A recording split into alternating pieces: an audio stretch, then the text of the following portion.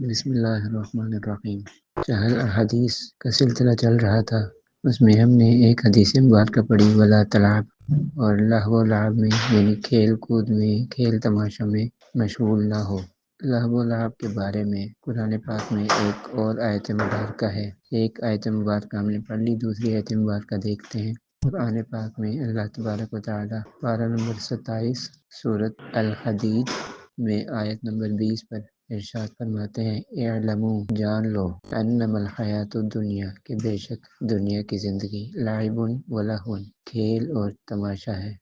زینت کی چیز ہے، وتفاخر بینکم وتکاثر فی الاموال والاولاد، كمثل غيث أعجب الكفار نباته ثم يهيج فتراه مصفرا ثم يكون حطاما وفي الآخرة عذاب شديد ومغفرة من الله ورضوان وما الحياة الدنيا إلا متاع الغرور۔ یہ ایک لمبی آیت مبارکہ ہے جس کا ترجمہ یہ ہے کہ جان لو، انما الحیات الدنیا، دنیا کی زندگی جو ہے، لعب و لہو، وہ کھیل اور تماشا ہے، وزینت، اور زینت کی چیز ہے، وتفاخر بینکم، اور آپس میں ایک دوسرے کے اوپر فخر کرنے کی چیز ہے کہ تم اس کے ذریعے سے ایک دوسرے پر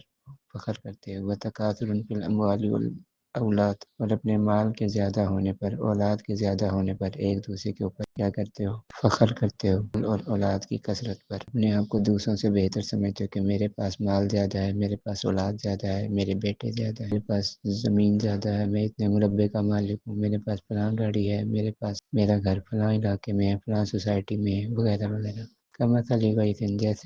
جیسے کہ بارش کی مثال ہے، اعجب الکفار نباتہ، کہ دیہاتی لوگوں کو، کسانوں کو تعجب میں ڈالا، نباتہ، اس کی کھیتی نے،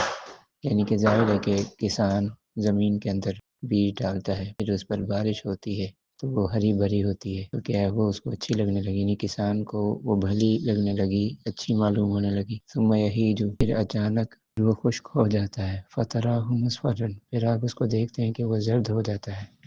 ثم یکون حطاما، اور پھر وہ ہو جاتا ہے چورا چورا یا ریزہ ریزہ ہو جاتا ہے۔ یعنی فصل کی مثال دے رہے ہیں کہ پہلے بیج ڈالا جاتا ہے، پھر جب اس پہ پانی لگتا ہے تو وہ فصل اٹھتی ہے، ہری بھری ہوتی ہے، پھر وہ خشک ہوتی ہے، پھر وہ زرد ہوتی ہے، اور پھر وہ چورا چورا ہو جاتی ہے۔ وفی الآخرۃ عذاب شدید، اور آخرت کا عذاب بڑا شدید ہے، یعنی مرنے کے بعد جب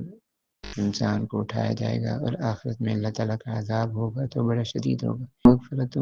من اللہ، اور اللہ تعالیٰ کی طرف سے بخشش، و رضوان، اللہ تعالیٰ کی رضا، وما الحیات الدنیا الا متاع الغرور، اور نہیں ہے دنیا کی زندگی مگر یہ کہ دھوکے کا سامان۔